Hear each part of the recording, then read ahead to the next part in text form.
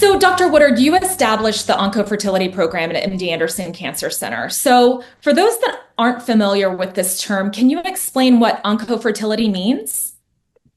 So, oncofertility, this term was coined a couple of decades ago, actually, and it really refers to the reproductive care of patients whose fertility may be impacted by cancer or its treatment.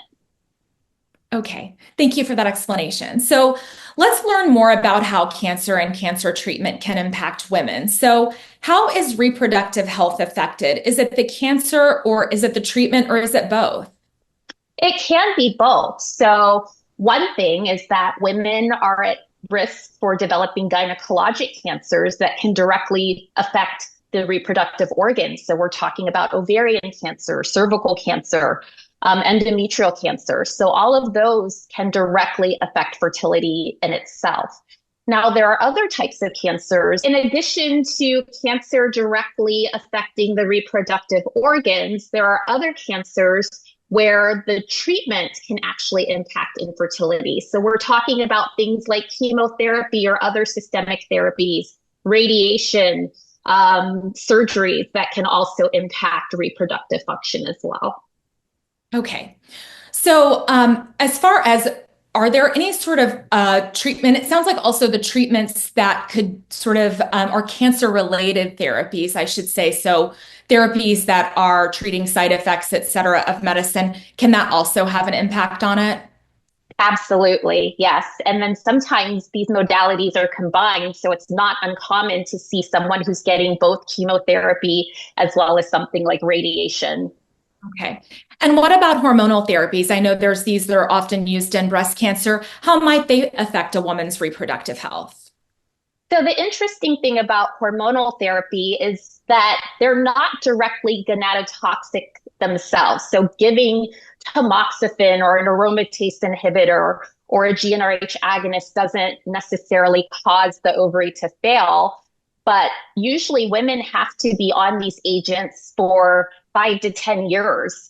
And they are not compatible with becoming pregnant. Actually, many of them will shut down the ovaries. The ones that don't are actually teratogenic, meaning it can cause birth defects. So the concern that we have with these agents is that while the woman's on them for 5 to 10 years, she is aging, and with age, fertility declines. But there's also other systemic therapies that are newer, like targeted agents, immunotherapy, where we don't have a lot of data about fertility risks. So making sure patients understand that. And the other thing about some of these agents is that they're on them for long periods of time. So they may not be able to come off of them to get pregnant. So those are all conversations that we should be having up front with patients before they start them. Sure. Um, And what about like bone marrow transplant and stem cell, maybe CAR T cell therapy, things like that?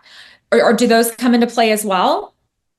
So they do. And honestly, it's ideal. So usually by the time someone gets to bone marrow transplant, stem cell transplant, they were diagnosed some time ago. Usually you don't go straight there.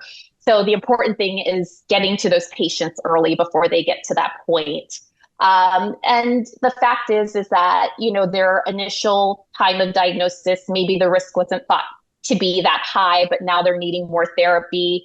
By the time we're getting to stem cell transplant, it's a little bit harder to offer fertility preservation services. Sometimes we can freeze ovarian tissue, but typically these patients have recently had chemo. So egg freezing and things like that are not really that useful or helpful or effective.